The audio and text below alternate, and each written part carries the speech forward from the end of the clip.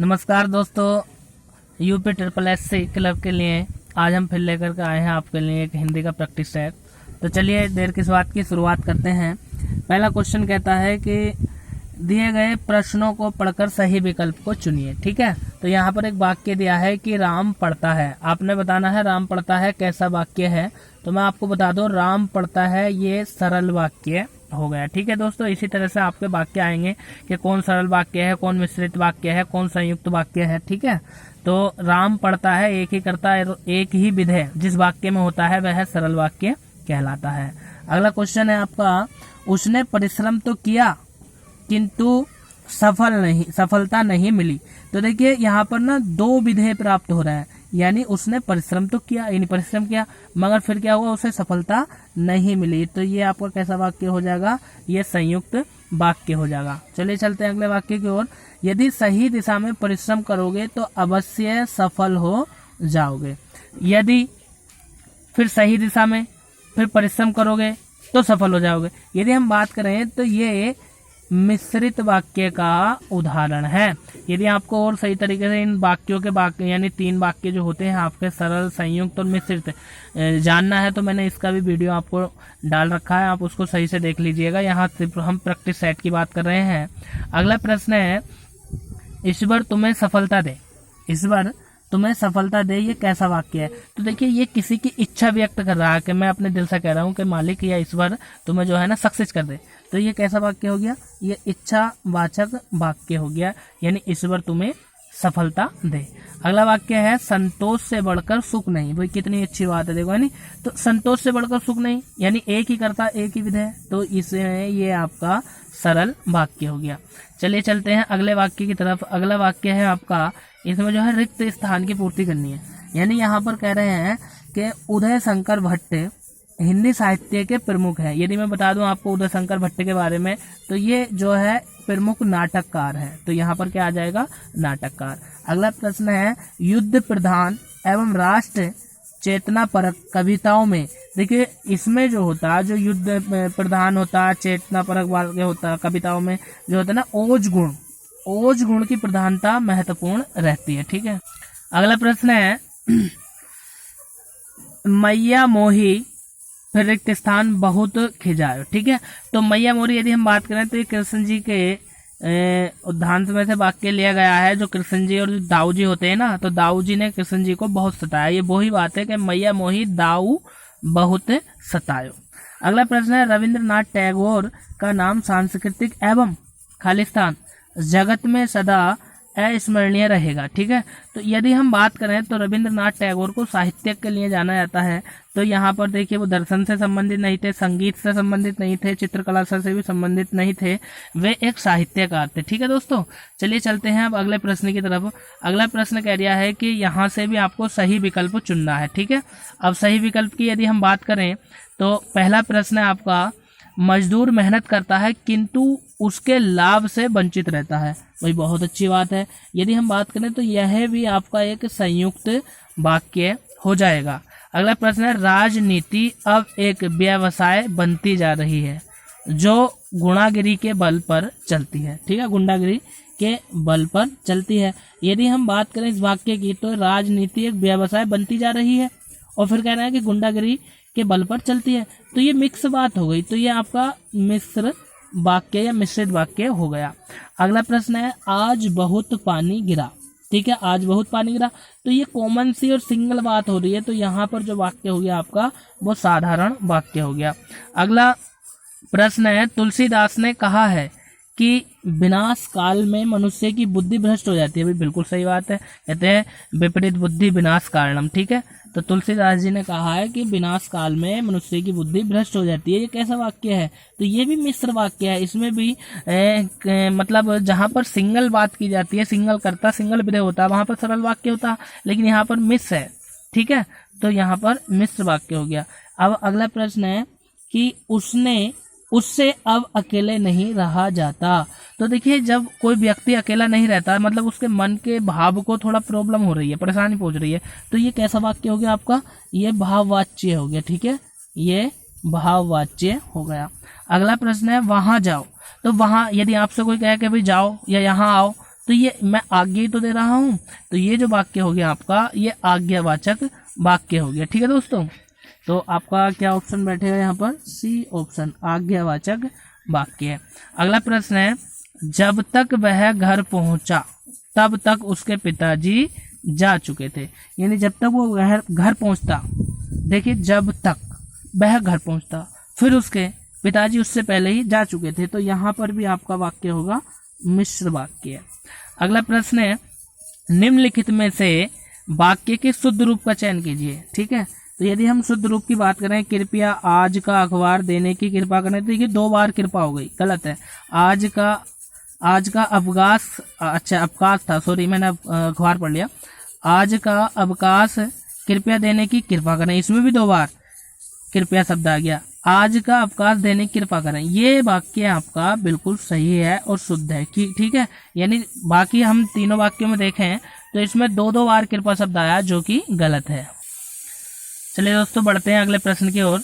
अगला प्रश्न है आपका, ये कह रहा है अशुद्ध विकल्प का चयन कीजिए। जो नारी अपने कामकाज को अपने बच्चे से अधिक महत्वाकांक्षी मानती है। ठीक है, देखिए भाई एक तो शब्द दे दिया इसमें अधिक और एक दे दिया महत्वाकांक्षी, तो 2 चीज है, यानी दोनों ही बातें जो है महत्व को दर्शा रही हैं। तो ये जो आपका बी ऑप्शन है ये वाला वाक्य में गलती है, अशुद्ध विकल्प चुनना है ना हमें, ये सही हो गया। अब आगे प्रश्न कह रहा, अगला प्रश्न है, उनका परिचय कराते हुए मैंने कहा कि वे बहुत ही निकट के आत्मीय रिश्तेदार हैं। तो देखिए या तो जब आत्मीय शब्द गलत है, इसमें रिश्तेदार होता या फिर आत्मीय, एक होता, दोनों दिए हैं, तो इसका मतलब वाक्य में यहाँ पर त्रुटि है। तो डी ऑप्शन इसका आंसर है, हमें अशुद्ध वाक्य छांटना है। अगला प्रश्न है, राम ने अपनी गलती के लिए क्षमा की भीख मांगी। भाई जब क्षमा मांग ली तो भीख मांगने का क्या तात्पर्य हो गया यहाँ पर, तो यहाँ पर आपके डी ऑप्शन में गलती है। अगले प्रश्न की ओर बढ़ते हैं। अगला प्रश्न कह रहा है कि धनवान को व्यर्थ बेकार में सहायता देकर कोई लाभ नहीं होता। देखिए धनवान को व्यर्थ, जब व्यर्थ शब्द दे दिया तो व्यर्थ का मतलब भी बेकार होता है, तो यहाँ बेकार शब्द देने का क्या तात्पर्य है भाई, इसलिए ये बी ऑप्शन आपका ये वाला जो वाक्य है ये गलत है। ठीक है, और हमें गलत वाक्य ही यहाँ पर छांटना है। अगला क्वेश्चन है, यानी मुख्य अतिथि आए और एक फूलों की माला पहनकर, ठीक है देखिए यहाँ पर कह रहे हैं और एक फूलों की माला पहनकर उनका स्वागत किया गया, कोई त्रुटि नहीं। तो देखिए इसमें जो बी वाक्य है ये आपका एरर वाला वाक्य है। देखिए यदि आपको कोई प्रॉब्लम हो रही है तो कहने का मतलब ये है कि आप वीडियो को रोककर देख सकते हैं, जब भी आप पढ़ करके इसको समझ जाएंगे कहाँ पर क्या गलती है। ठीक है दोस्तों, आपको यदि ये वीडियो पसंद आ रहा हो तो आप इसको लाइक कीजिए अभी और अपने दोस्तों में भी शेयर कीजिए। ठीक है दोस्तों, चलते हैं अगले प्रश्न की ओर। अगला प्रश्न कह रहा है कि उक्तियों को पढ़कर उनके सही अर्थ वाले, यानी जो युक्तियां दी हुई हैं इनको पढ़कर इनका सही अर्थ लगाना हमें। यानी अपनी ढपली अपना राग का अर्थ क्या है, यानी कुल मिलाकर यह है सबको अपने मन के अनुसार चलाना, यानी भाई अपनी ढपली अपना राग है, मर्जी चाहे जैसे वैसे बजा लो। ठीक है, तो सबको अपने मन के अनुसार चलाना। अगला प्रश्न है, हसुए के ब्याह में खुरपी का गीत। ठीक है भाई, तो मतलब ब्याह तो किसका हो रहा है, हसुआ का, और गीत किसका गाया जा रहा है, खुरपी का, तो दोनों अलग अलग बातें हो गई, तो ये बैठेगा आपका असंगत बातें करना। ठीक है दोस्तों, अगला प्रश्न है, जाके पाव न कटे विवाही सो क्या जाने पीर पर आई। यानी कह रहे हैं जिसके पैर ना फटे हों, और पैरों में जब पैर फट जाते हैं तो उसमें बीमारी पड़ जाती है, तो दूसरा व्यक्ति जो है दूसरे के दर्द को कैसे जान सकता है। तो इसका मतलब है जिसके ऊपर बीतती है वही जानता है, यानी जिसके ऊपर बीती है वही जानता है। तो आपका डी ऑप्शन यहाँ पर आंसर हो जाएगा। अगला प्रश्न, जस दूल्हा तस बनी बारात, यानी कहने का मतलब यह है जैसा दूल्हा और वैसी भैया बारात हो गई है।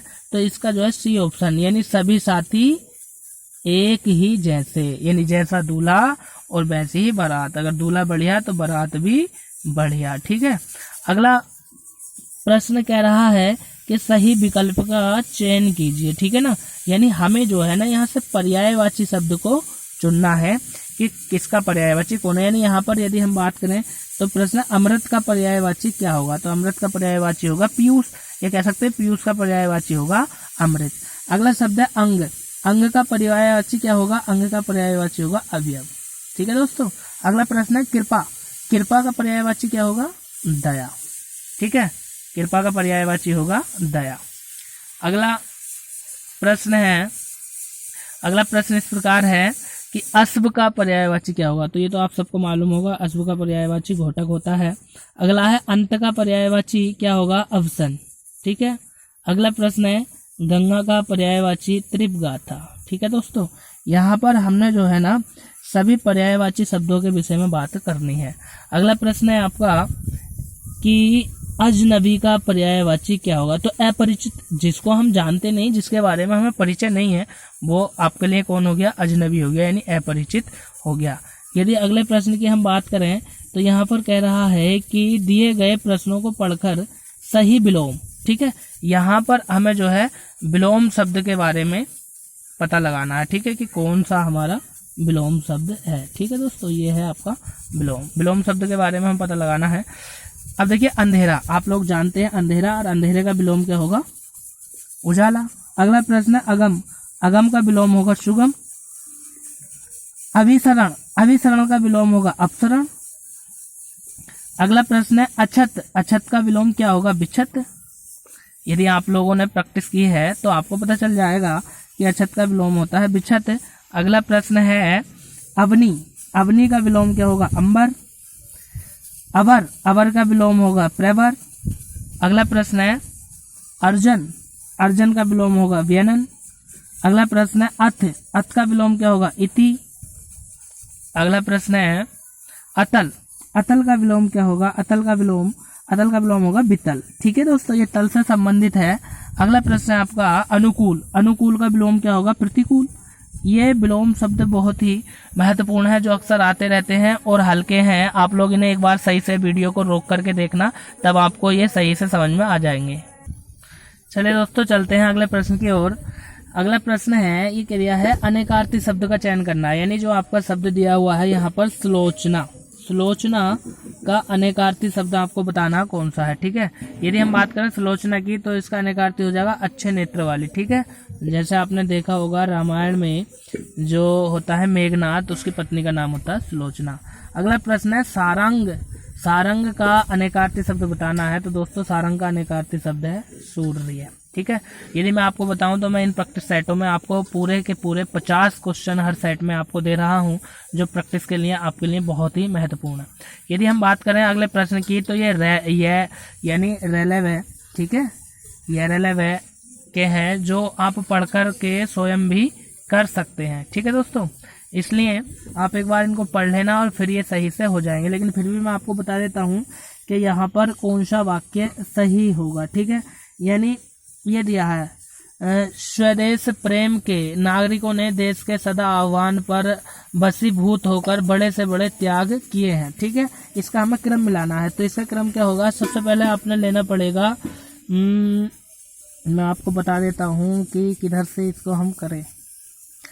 सबसे पहले आपने आएगा, पहला तो आना ही है कि स्वदेश प्रेम के।